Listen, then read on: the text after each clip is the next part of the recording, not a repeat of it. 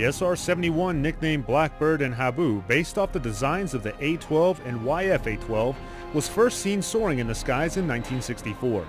32 of these reconnaissance aircraft were built to help the United States keep an eye on its enemies to help maintain U.S. air superiority until 1998, yet till this day holds the fastest manned air-breathing jet category title. The SR-71 today remains this mysterious and enticing aircraft. It's menacing, it looks so sleek, but really this is completely a form dictated by the function of the aircraft.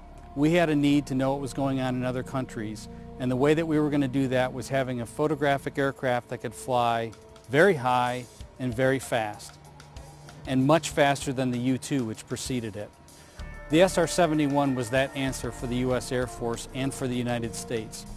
The SR-71 was a tremendous leap forward in technology in many different ways. Fighters at the time could go about Mach 2, this could go Mach 3. It could fly incredibly high. Now there were aircraft that could reach the height of the SR-71, but only in a zoom climb and only temporarily, whereas the SR-71 could fly at level altitude at 80,000 feet or higher. There was no other aircraft at the time that could do that. It was a magnificent platform. It was untouchable, and yet it had not only photographic cameras, it also had systems that performed electronic intelligence as well, and it had a side-looking airborne radar, which was another sensor which was very effective. Speed in the 1960s was what stealth is today. Speed was survivability. In fact, the best way for an SR-71 to deal with a surface air missile shot at it was just simply to speed up. There are some great ways to realize and understand just how fast the SR-71 was.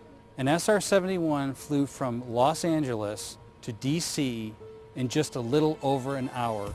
Now imagine, in that amount of time, one would drive to the airport and maybe get your bags checked in, and this airplane flew from coast to coast in a little over an hour. Originally, when the SR-71 was developed, there was the possibility that it could be used over China or even over the Soviet Union. It wasn't used in that way, largely due to diplomatic efforts, but it was used in the dangerous skies over North Vietnam during the Southeast Asia War, and it was also used over North Korea during the Pueblo crisis in 1968, and it was used in other places around the world.